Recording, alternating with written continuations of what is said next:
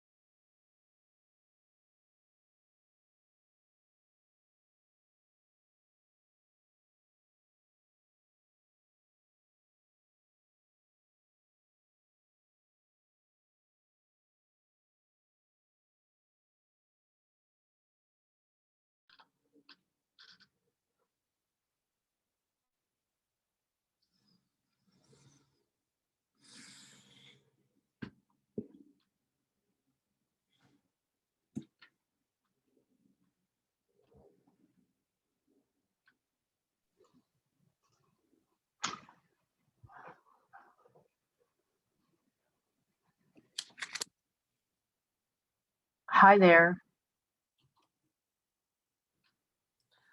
Hi.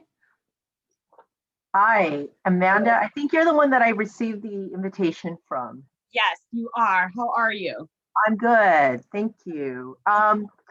So question for all of you, how do you want me to go through all of this? And how many people are you expecting? So I'm expecting probably, we're going to say between 10 and 15 people will be here. We usually have an agenda that I share. And so we kind of go based off of the agenda. You're welcome to go before we start that. You're welcome to go at any time that you're comfortable. It's really up to you. How much time do you want me to speak for? I have about roughly 16 slides, or actually, no, I take that back. Closer to about 20 slides, but I can skip through them if you feel like, I need to go faster. It's up to you. I just want to make sure that I'm in alignment with what you're expecting. Okay, so Teresa, she should be on the call pretty shortly, and she's the one who usually leads the meeting.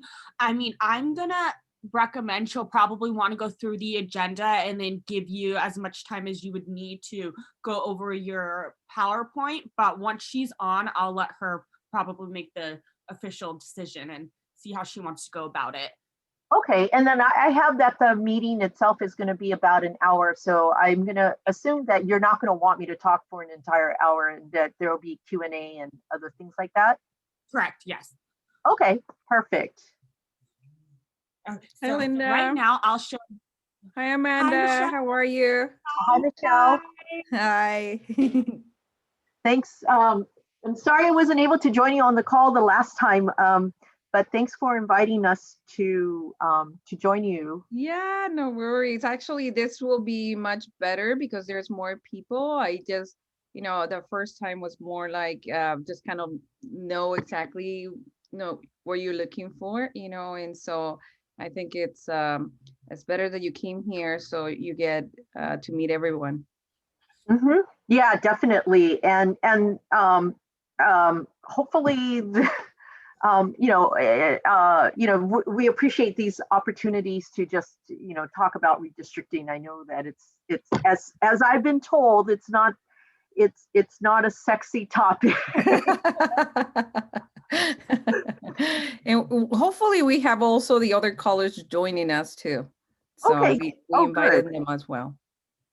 When you say other callers, are you talking about other people from within the Within the district, Santiago Community College, the Oh, great. Associated Okay. Student Government, yeah. Okay. Okay. And then just so that you all are aware, I'm going to say this, but I do need to let you all know that I cannot take any public input about, like about the line drawing itself and districts and things. This is just really purely an educational presentation. So we've been reminded that we need to be very very specific about that, and I just want to make sure that if when it comes time to taking in public input, it's going to be in a public venue that anybody and everybody who wants to participate can do so. Yeah. Thank you for understanding that. Thank you.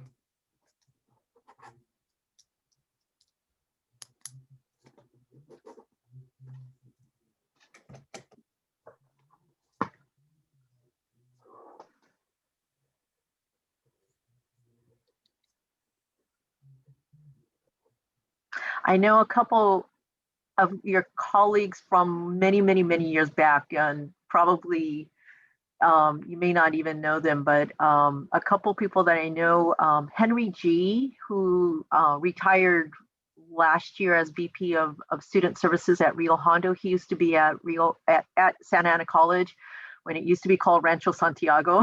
Yeah. And then Audrey Yamagata Noji, who's VP of Student Services at Mount SAC. And so I knew them. Yep.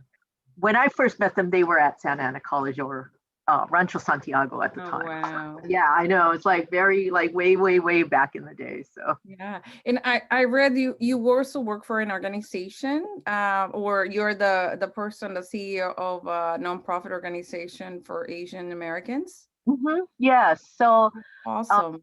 My day job is I'm president and CEO of LEAP, which is Leadership Education for Asian Pacifics. And so we're an organization that focuses on leadership development of Asian Americans and Native Hawaiians and Pacific Islanders. And actually, since we're not officially starting this part of the meeting, I thought I might as well mention that we do a summer internship program. And we did pivot to a virtual internship program, and so I thought I'd just mention that we're doing recruitment for or taking applications for any students that would be interested in applying for a internship. It's a program that students would be assigned out to different nonprofits, and so they get also leadership development as well too. Wow. But if you know any students who might want to apply, they could go on to leap.org and then look for it's called Leap Emerge. That's the name of the program, Leap Emerge. So if you know any students who might want to apply, please let them know to do look. They have to be college students, or can they be, because we have two parts of the college. So we have the college itself and the continuing ed. And I know there are students, for example, in the continuing ed, they are in leadership classes, but may want to apply for an internship with you. But it's a continuing ed, it's not. That's a really good question. It is maybe this will make it a little bit easier. It's a full-time internship. It's over 8 weeks during the summer. So I don't want to say that they shouldn't apply. I think if they're interested and they can and want to apply, I mean, they could apply. I mean, it is an internship program, and we don't have an age maximum. I think we tend to look for, but I mean, it is intended to be more of a youth program, but I would just say a person who might be interested, they should just at least apply. You never know. Sure. We've had graduate students who have also applied as well too. So yeah, great. If you have someone who is interested and can work, full time for 8 weeks during the summer, That's awesome. Thank you for letting me know, Linda. Yeah.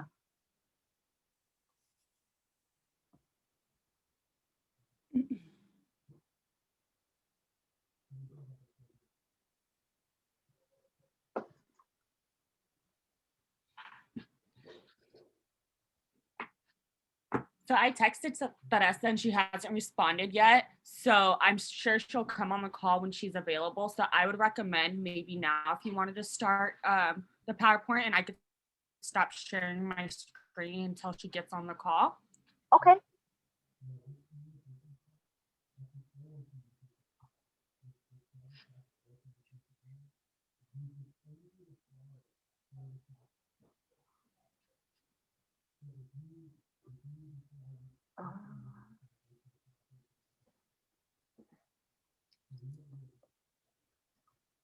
Okay. All right. So do you want me to just go ahead and start then, or? Yes, I would. Yes. Okay. All right, great. All right, well, first off, I just want to say thank you to everyone for inviting me to join you as part of your meeting. And my name is Linda Akutagawa, and I'm one of 14 commissioners of California's Citizen Redistricting Commission. And I've been asked to present just the basics of redistricting. And I do want to say that as part of our role as commissioners, we have been selected to draw the new electoral district lines following the 2020 census. Before I begin the formal part of my presentation, I don't know if you were on when I was just chatting with Michelle, and she had asked about what I do during my regular day job, which is I am president and CEO of an organization called LEAP, Leadership Education for Asian Pacifics. And my organization focuses on leadership development of Asian Americans, Native Hawaiians, and Pacific Islanders. And the reason why I applied, and I will say that I'm actually, I'm really thrilled to be a part of this commission. The reason why I did so is one, because frankly, I heard that there weren't a lot of applicants that were representative of the diversity in California. And leading a leadership organization, it was just one of those kind of moments where I thought, you know what, I need to put my money where my mouth is, and I need to step up. And I thought this was an opportunity to lead and to do something different. And so I applied. I wasn't sure whether I was going to get selected. There was a lot of people who applied, and I'm just really honored that I made it through. And I was part of the second. So the way it happened is that the first 8 were selected by lottery, and then the remaining 6 were selected by the first 8. And so I was part of the 6 that was selected by the first 8. So yeah, so it's just, again, I'm just really excited. I'm just really actually proud to be representing Californians and our communities, as we move forward in the work that we have ahead of us. So you'll see here that I have a presentation up, and I am going to confess I don't oftentimes work on a PC, but that's what I'm working from. And so if I do something wrong, please forgive me. But in this presentation, I'm going to be covering redistricting basics, and we're going to be going over who the commission is, what we do, and how you can, and others, not only others within the school, but your students, both your college and your continuing ed side, can be involved in the process of redistricting. So let me just also say, and this is really important, I need to remind everybody that no public input will be taken today. And you could see here that we follow the California Government Code, and we cannot communicate or receive communications about redistricting from anyone outside of a public hearing. And so I will not be taking any public input. So what does that mean? It means that if you have ideas, comments, input that you want to tell me that the commission should consider as part of what we should be looking at as we look at the redrawing of the electoral district lines. I cannot take any of that because it's not in both in fairness and in public transparency. We need to make sure that any input that is shared has to be heard with anybody and everybody who wants to be participating in this process. So if you do want to provide any kind of public input, maybe you're inspired after my presentation today, which would be awesome. I do want to encourage you to visit our website, redrawthelinesca.org, and you can provide email or written comment to the commission that would then be shared with all the commissioners and would also be made public to anybody and everybody who is interested in this. So I want to just say that. Let me just move on and let me just start with what is redistricting. So redistricting is the drawing of new boundaries that determine which voters are represented by each electoral district. So we just all went through the process of census. Now we're in the process in the next step of that, which is the process of redistricting. And as I mentioned, redistricting is not something that's seen as very sexy. We're trying to make it at least a little bit interesting, and I know it can be challenging. It is something that, like the census, it's something that we do every 10 years, and that using the census numbers, we also then redraw the district lines, and then that then enables who we will be voting for.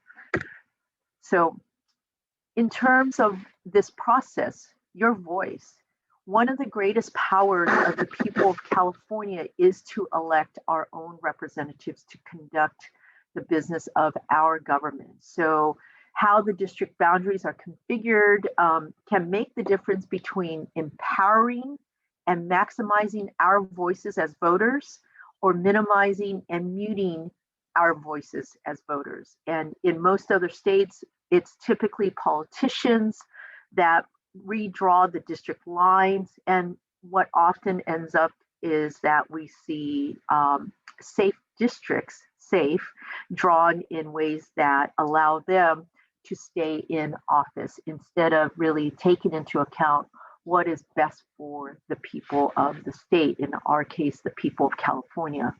Redistricting has been used at times to exclude communities from political power, and by fully participating in and monitoring the upcoming redistricting process, more communities will have the opportunity, or could have the opportunity, to elect candidates of their choice.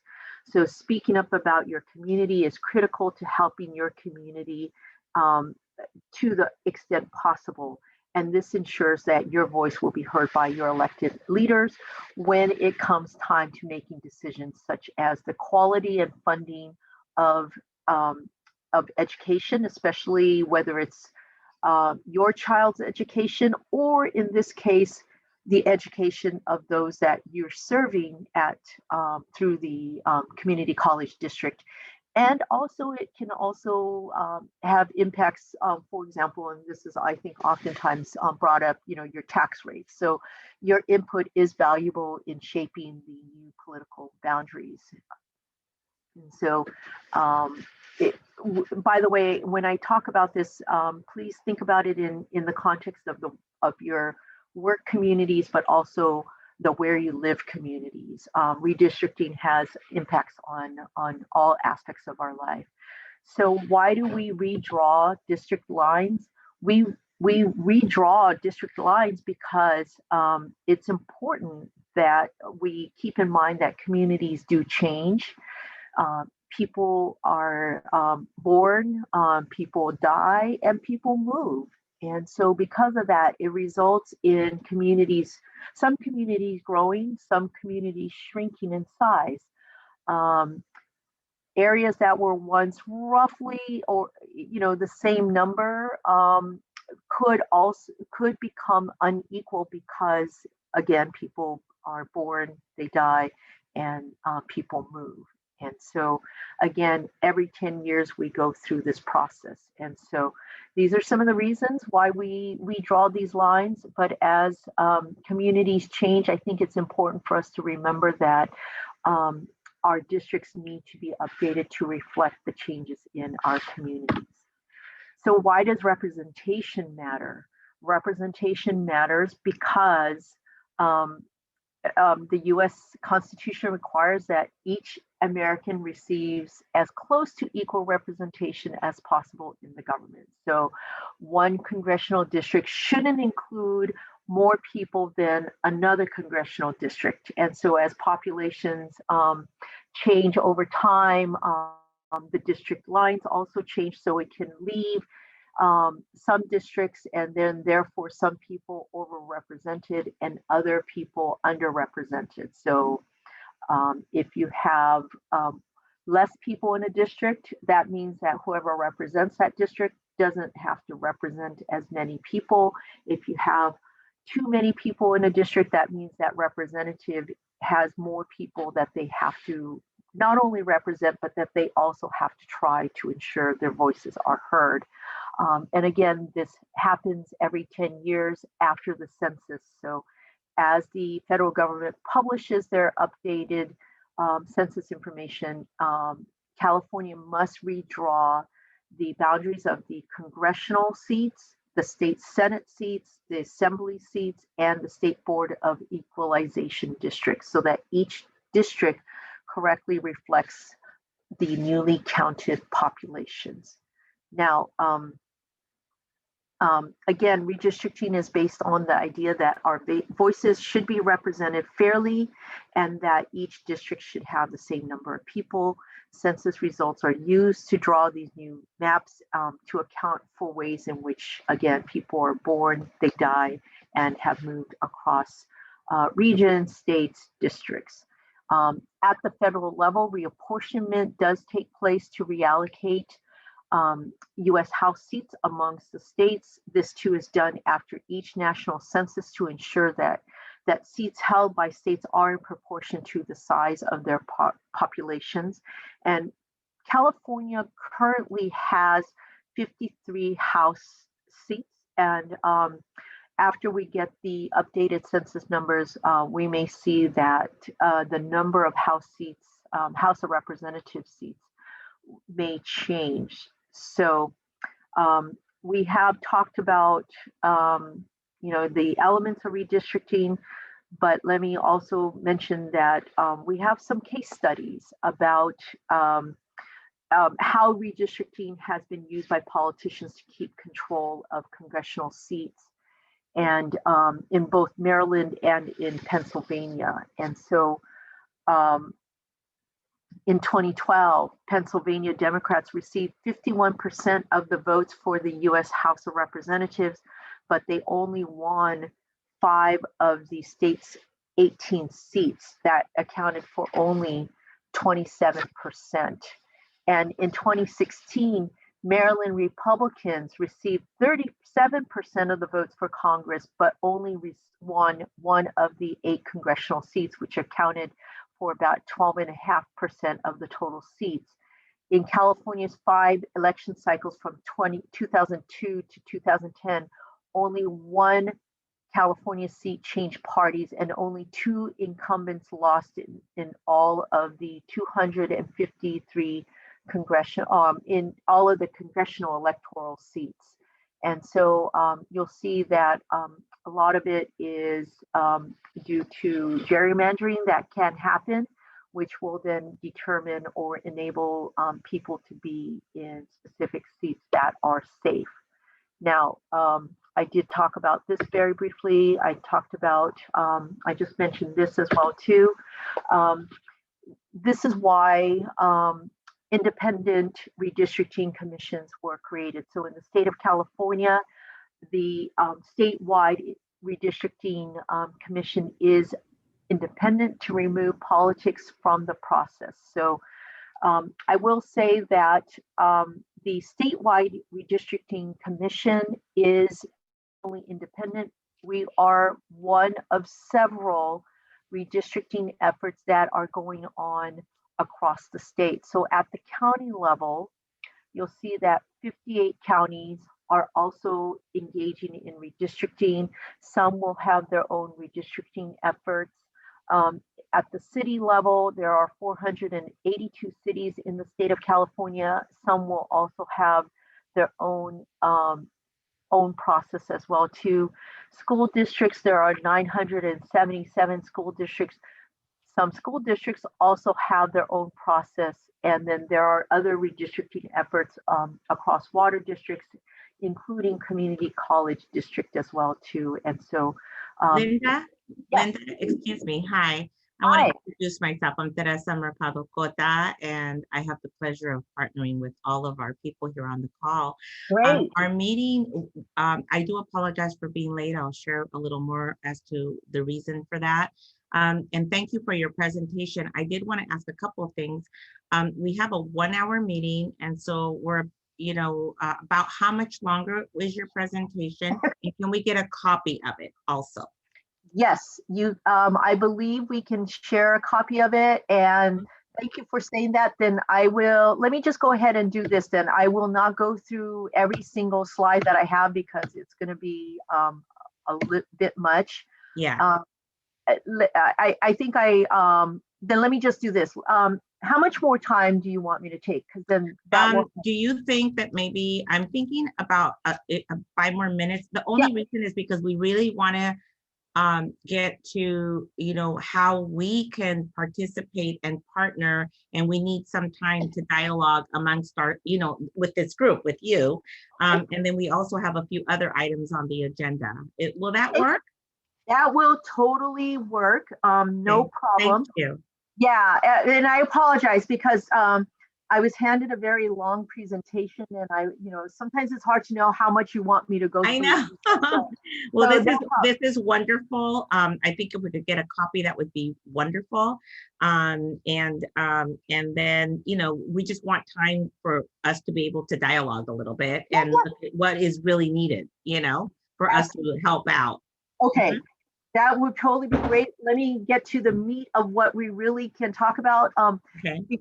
Let me just start then by sharing with you. So as a commission, when we start looking at how we're going to redraw these electoral district lines, there are certain things, criteria that we do have to keep in mind. And you'll see here on the page, we have to keep it in, and it's in these weighted criteria that we have to follow. So one, equal population. So each district has to be equal.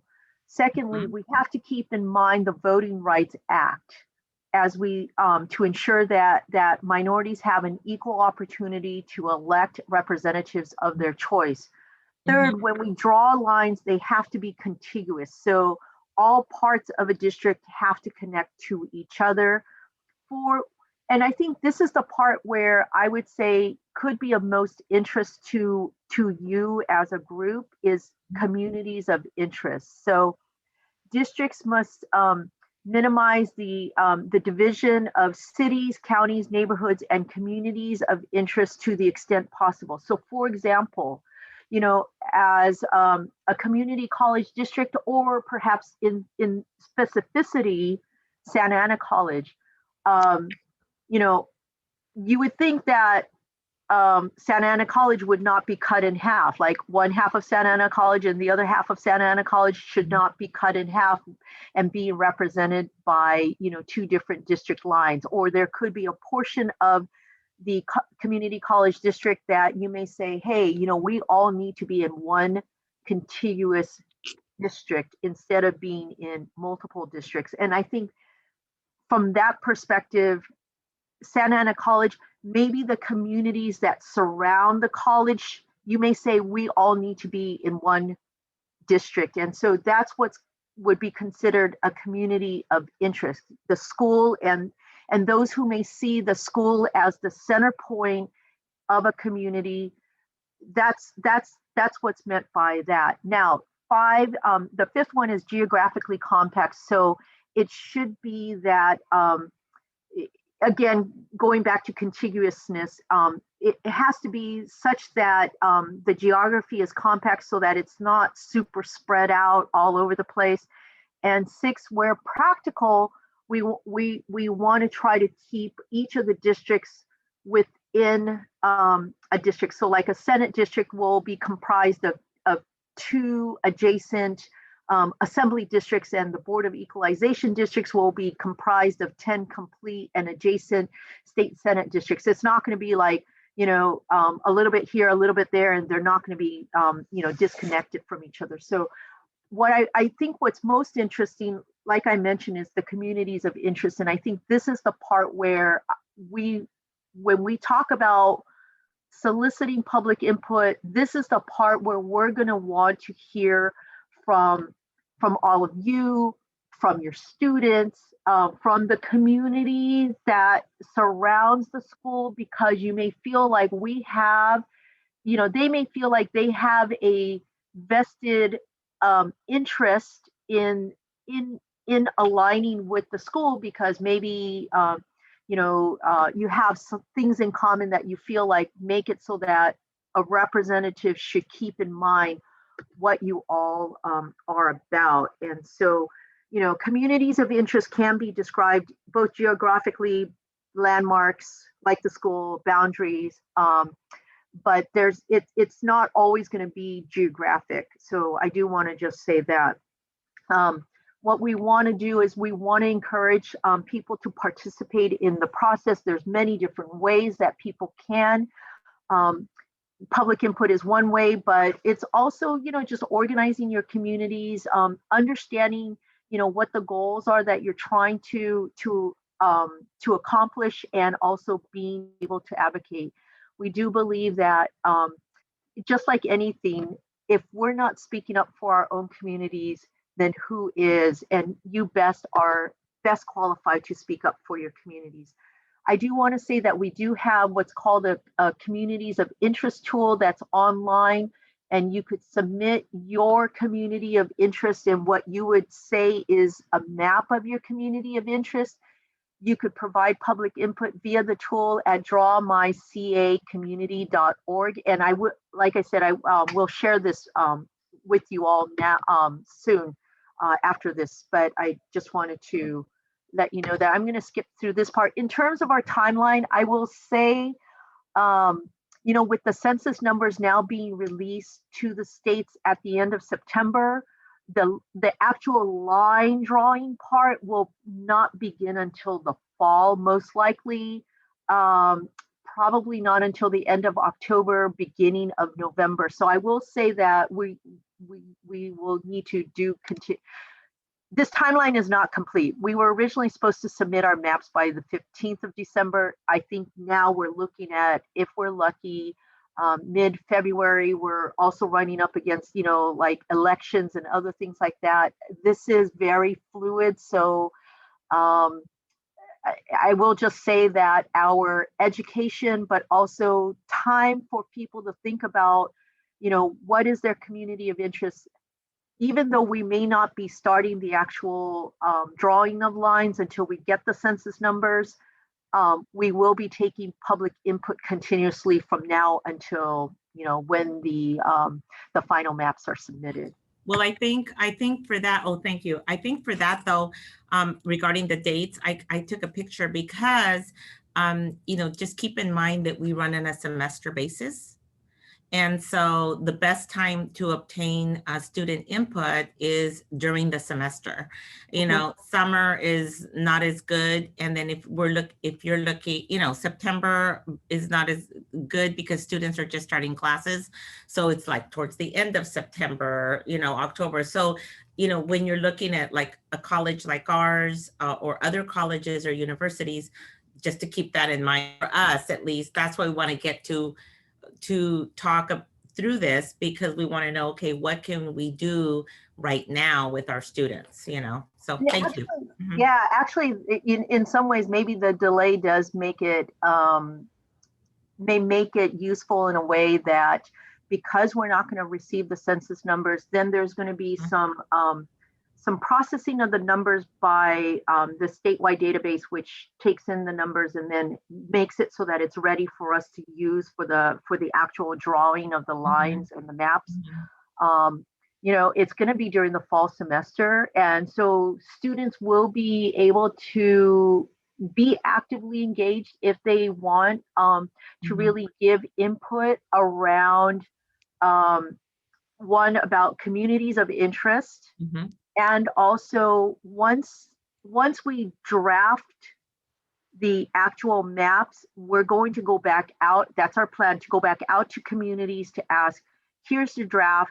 We want input from you. Do you agree? Do you disagree? Does this work in terms of what you feel is going to enable the best representation for the students and the community around Santa Ana College, but also, you know, the Santiago Community College District as well too. So, yeah.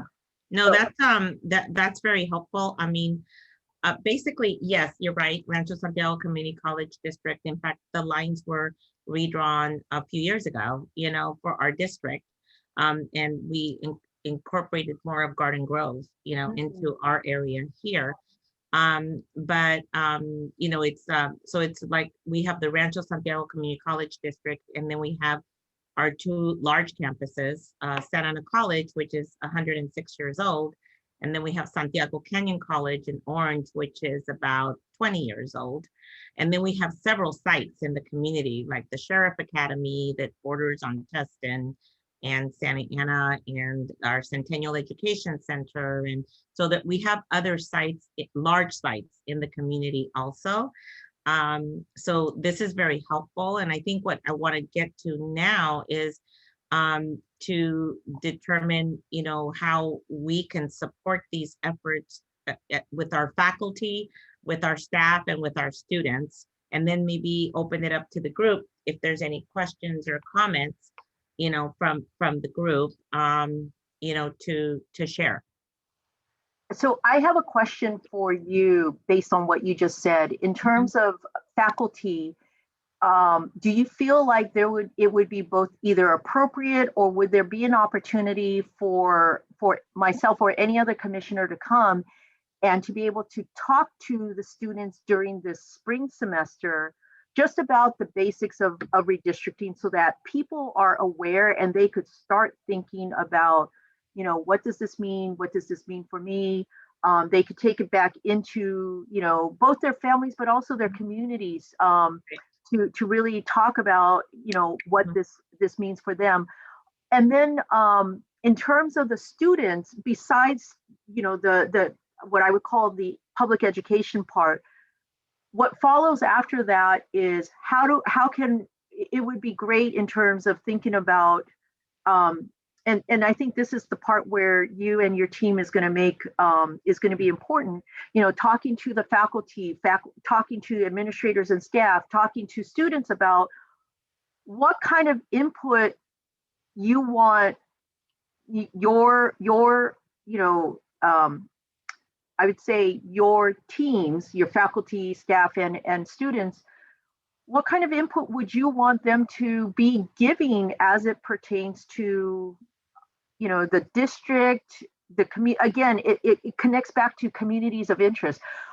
How do you see yourself as a community of interest, as a school, as a community in a community, and what do you want to make sure we as a commission will see and hear and understand from you? Because that's what we need. And I can't stress how incredibly important your public input is going to be. And I'm going to defer. We have faculty in this meeting. We have our faculty, and we also have leaders that work, our staff.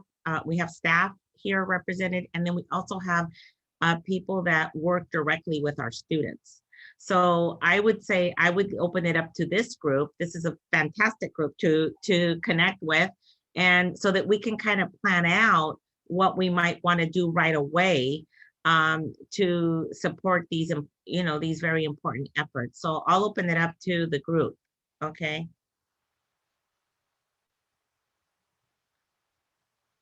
Remember to unmute yourself if you want to say anything. And do you want me to just go ahead and stop sharing and then? Sure. I think that would be helpful. That would be great. Thank Yeah, you. that way then we could all see each We other. can all see each other, right? Yeah. So Okay. Linda, my question is, so I know this topic for some students may be a little bit kind of, not for everyone, of course, but maybe for some of the students are not really understand how this impacts their lives, of course. We Yeah. have to kind of tailor it to what their needs are. And for example, in my case, I work with continuing education students, so older adults. So the ages ranges, right? So some are parents, some are not. Some are, you know, in their 70s, 80s. And so I'm just trying to think of a way of how can we communicate this in a way that they feel compelled to give input, you know, because like you said, it's not a very sexy topic. So I don't know if you have heard before of any or how it went in the past and what things worked for when the previous, you know, commissions did this, what kind of education webinars or presentations they did. When were they successful? You know, how did they do it? Wow, that's a great question. So we're only the second iteration of this independent commission. The previous one, the first one was in 2010, so we're only the second one. So there's still some what I would call like we're kind of still learning along the way, you know, these kind of things. You know, I think there are stories that that we've been hearing where through advocacy efforts of different community-based organizations and other advocates who understand how representation can make a difference. So one story that I heard was actually based in Kern County, and they were talking about the way the district lines got drawn. Basically, it converged where there were the majority of the school board members all resided in the same, I would say, well-to-do community, and that it actually disenfranchised a lot of communities of color and other underrepresented and underserved members of that particular school district. And I think when I hear things like that, I think that's where I want to just encourage people, you know, unless we hear from you, I think that as a 14-person body, we are at we're a fairly diverse group. We're not completely representative of the state of California, but we're, you know, we're trying to be as mindful of all of the various kind of diversities that we know exist in our state. And so with that said, it's important for us to ensure that even if we think that we have an understanding, even if the people of California, and I think that's also important, it's not about people who are citizens, it's not people who are registered to vote only, it is for anyone who is living in the state of California, the people of California. Even if you might assume that, oh, I have somebody who understands me, that may not always necessarily be true. And I think we just need to ensure that we're hearing from as many people as possible about what is important to you, even when you think, well, nobody's going to pay attention. And I will tell you that I've never been involved in any of these kind of processes. It's very peripheral, even through my role that the work that I do. I mean, my work with government was fairly limited, you know, when you think about it. And so I will be honest. I mean, I used to think, oh, you know, public comment, our voices, it doesn't matter. I mean, people weren't going to listen. But I will say that through this process, I will tell you that we listen. We're very excited when we hear from you know, people in the community, we take very seriously, both written and when people call into our public meetings, we take every comment very seriously. And so it's helpful because even if you do have somebody who may be advocating for a position that you feel like is important, that person, we as the commissioners need your voices to affirm and uplift what we might also be saying amongst, the commissioners during our meetings too. And that's why I think it's important for students to feel like our voices do need to be heard. So can I ask from this group, what is the thought right now, just to kind of, because I'm just looking at time. Is it the thought is how to get the word out to our students at this time? One, how to get the word out, and two, how to get their input? Is that what you're looking at right now? What I was thinking is what kind of education. So if we're gonna bring webinars, Right. let's say, right? So Right. exactly, you mentioned basics of redistricting will be like number one, right? Right. So I'm thinking, what other things can we do? And Right. So what other type of webinar is education? one. And Mhm. just so you know, Linda, we are primarily virtual right now. Okay. So with our students, primarily virtual. We do have some face-to-face for labs, like important labs or certain courses that have to be face-to-face, but we're primarily doing that. Okay, that's one. Two is, how long is it needed to provide? Is there a presentation that can be specific to students, and how long would that presentation be? And then the other would be, and then how do you propose to get feedback? Because in a 1 hour meeting, it's going to be hard to do that. So do you have a form that people complete? Is there a brief questionnaire? I say brief because students aren't going to answer like tons of questions. And then the other is, I am looking to see how we can get input from our faculty too. And for others of you that work directly with students, see, key people here also work directly with students with student government, for example. I mean, those students are already engaged in leadership, if you will. They're convinced, right, to be in leadership. So the presentation to them may be different than to others. So I think what I'm trying to do is just say, okay, so what are our next steps and how can we help? And to this group here, what else do you propose? What else can we do so that we can work together to provide as much input as possible? So can I just present this, maybe propose two things? One is, I think in terms of education, we're happy to come in. Maybe if you have a class and you want us to, again, two of the commissioners can come in, we can do a brief presentation, or you could just say, hey, look, we can only give you 10, 15 minutes. We could figure out something that would be super short, or just say, even if you just say, don't do the presentation, just come in and talk about who you are and what you're doing and why you're doing it, and let's have a dialogue. So I think you tell us what you need and the time frame that you want, so we can maybe embed into one of your classes or something like that. We're also developing a video, so that may also help, so that if that could be played, during the class, if it makes sense to incorporate that in. Interestingly, in terms of your question around feedback, so as I mentioned, we can, during the education presentations, we cannot take in any kind of quote unquote feedback or input. However, we're discussing what we call a paper communities of interest tool. So, we could either refer the students to the websites like I showed, and say, provide input that way, feedback that way, or if their preferences, they would rather have like a paper, we could provide like a PDF version of the tool that then they can fill in and then email in or something like that. I mean, I know that different people are going to have different preferences.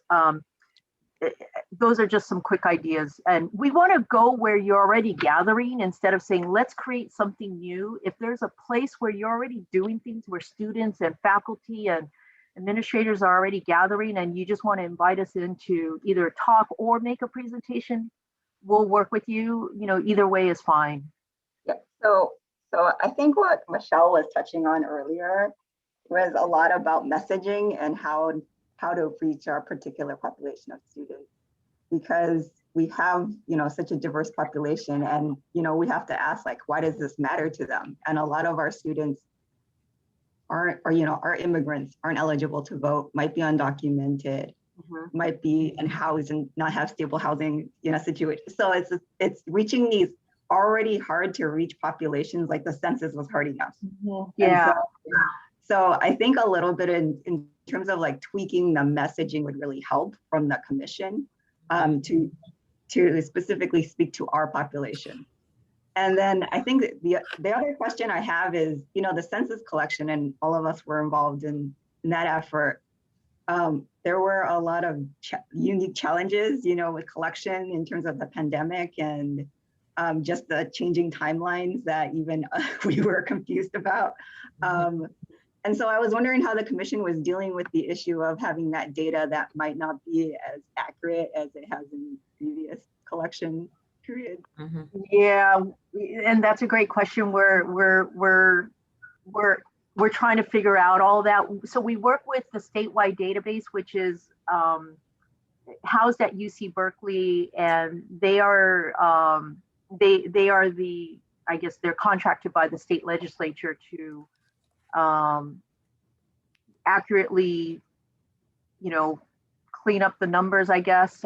We're to be honest, I don't have a good answer for you on that one right now, because we're still trying to, I think, grapple with that question. There's so much uncertainty even still now, so it's hard to say. We actually have a subcommittee on the commission that's really addressing that question. You know, Susan, you asked a great question, and I appreciate what you said. There's one additional response. In addition to us doing the tweaking of the messaging, which is definitely something that I'll take back. We've also learned through the conversations that we've had and presentations that we've had that trusted messengers are also really important. And I think that's why being able to work through you all is also important to us, because yes, I can come in and I can make a presentation. Someone else can come in and make a presentation. But given the various kind of challenges and statuses that people have, they may not necessarily only want to hear us. I mean, they're going to want to know, okay, this is what Linda said, but so what do you think, Susan? You know, what's your take on this? And so I think that's where we'll have to, I would say it would be great if we can figure out a way to work with you and what makes sense to all of you for us to work with you too. Right. Yeah, I think you know, for this meeting, I think you did a great presentation. Thank you so much. I know that we will probably need to have another meeting soon, so that we can talk a little bit more about this. But I also wanted to say that one of the things that was brought up, which I think is really important, is that we did use a lot of traditional, but also non-traditional methods with the census because of the community that we serve, you know, from, you know, Latino to Cambodian to, you know, documented to undocumented, you know, immigrants and everything that Susan said, you know, and I think that, you know, so that's why we felt like we needed to engage not only the traditional methods, but the non-traditional methods, you know? And so, and we worked very hard on the census with this group, worked very hard on the census. And also we engaged with our community and our students and our staff on the census. So I think, you know, part of this will be this group coming back together, maybe talking to some of our groups that we work with, and then saying, okay, what will work? You know, I think for students, the idea of videos is great. You know, brief videos, that's good. I think for webinars are good, you know, in multiple languages, you know, primarily, I would say primarily English, Spanish, and Vietnamese, but there are other languages that our students speak. And I think it would be a joint effort with our faculty and our staff and our students to basically, what I hear you saying, and correct me if I'm wrong, is at this time for the next few months, it's primarily an educational effort, you know, to get the word out. What is redistricting? You know, why does it happen, and who is involved? And then I think at a later point, you're talking about, I don't know, ideally, I think it would be great to partner education with feedback. But if you're not going to do that, you know, then at least the educational part of it, because people are going to want to know, and maybe that's part of the educational. People are going to want to know, well, how do I provide feedback then? You know, if I don't like this, you know, or if I think this area, you know, is not represented properly or what have you, you know. But I think the education is going to be really important. And I think brief is good. Simple, brief is good. But I don't know, like I look to the group because I'm sure everyone's minds are spinning, but I'm thinking maybe we just need another meeting, you know, to talk a little bit more about a lot of these great efforts. Thank you for your presentation. Yeah. Yeah. I don't know if there's any other feedback from the rest of the group other than for us to meet in the near future. Jonathan, I'm kind of looking at you also, but Susan, you were going to say something. I have one quick question for Linda. Okay, sure. So the commission is accepting like whatever, any language kind of feedback, right? Like in any language. Yeah, so, and thank you for asking that, because I wanted to make sure I also mentioned to you. So the basics, so this PowerPoint that I have, which is super long, our plan is to translate, not the PowerPoint, but I believe we're going to have a video, and I gotta double check this because I feel like I keep going back and forth. We are planning to translate the video into 12 languages. We have other, what we call like redistricting, kind of like a fact sheet, FAQ, you know, frequently asked question sheet, those kind of things. We're going to translate those into 12 different languages as well too. I will say that presentation of the webinars in multiple languages, I will say it's going to be a little bit tricky because we're not able to provide interpretation unless that's something that you all have something that you can, a mechanism to do. We do have Spanish speaking commissioners, but I'm not, my understanding, this is one of those things that we're still working out. I believe that the commissioners can take questions in Spanish and respond in Spanish, but I think the presentation itself would still be conducted in English.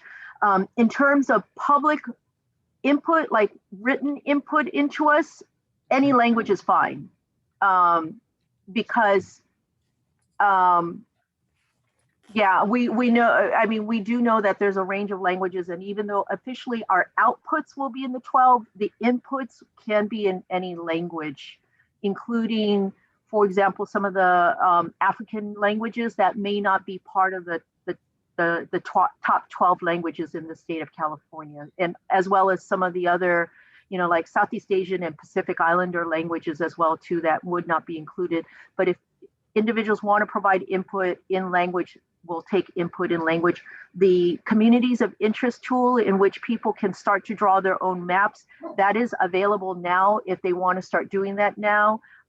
Teresa, what you're saying about public partner, you know, partnering education with feedback, I would just say that we can do that as long as the webinar that we would do that in would be publicly available to everybody. So we would have to find a way where if we do something for the students, we would put that on our website as, something that we're going to do, and anybody can log in from, anywhere in the state to listen in to the presentation. So that would be the only caveat if students would be wanting to provide public input. So it's not impossible. It's just there are certain conditions that would need to be applied to enable that. So That's great. No, I mean, we're very grateful. Thank you so much. I think that, we can have different forums, for continuing to educate our students. I think we can also make some recommendations on what has worked for our faculty, what has worked for our staff and our students.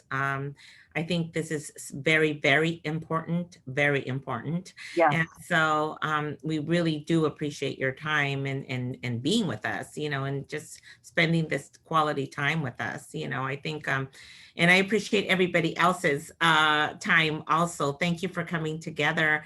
Thank you for listening to this important presentation and this wonderful challenge that we have ahead of us, for everybody. It's a great time, and it's a great time. And Michelle, thank you for bringing this to the group, and Amanda for pulling all this together. I did want to say that we will go ahead and meet soon again, just so we can kind of talk about this. And meantime, I did want to ask if you could send maybe Amanda your listing of events and activities and dates, so that we can share that with others and just document all your wonderful dates and times, for civic engagement and other activities. And then I will also say that maybe we can go ahead and provide the different opportunities, Linda, to speak, to our faculty and or to our students and staff. Sometimes I think that once we present something in a great way, I think people will be more interested, and the people here are very engaged and very supportive of these efforts, Thank you. And I, couple things I'll also mention is if there are others within the Rancho Santiago Community College District, if any of the others want a similar presentation, please feel free to let them know. And if you have other partners that are not necessarily part of the district, but you feel like would be interested in hearing, again, we're definitely open. I live in Orange County. I live in Huntington Beach, so that's why I guess we broke up into zones so that each of the commissioners or teams of commissioners will be liaisons to the regions. And so, since I live in Orange County, I said, of course, I want to take Orange County. And Teresa, I think you might know Audrey and Henry, Audrey Yamagata Noji and Henry too. So yes, Audrey is one of my mentors and dear friends. Yeah. So so anyways, I just want I'll have to tell her that we connected, Yeah. And I did want to tell the group that I wanted to apologize. We have just become, Santa Ana College, as many of you know, we just became a pod site for vaccinations. Ooh. And so we had several camera crews here yesterday. And today we had an unexpected visit from Congressman Lou Correa, the mayor of Santa Ana, and one of our trustees. And, one of my hats is public affairs and governmental relations. So I was out there on the tour. I learned very much. And that's why I do apologize for being late to this meeting. I was hurrying to get over here. So, and thank you for moving forward with the meeting. I appreciate it. Yeah. Okay. All right, so thank you everybody for joining us, and please, Linda, thank you so much. Thank you. We'll go ahead and set up another meeting in the near future. Okay, sounds good. Thank you. Okay, everybody, thank you so much. Thank you. Bye.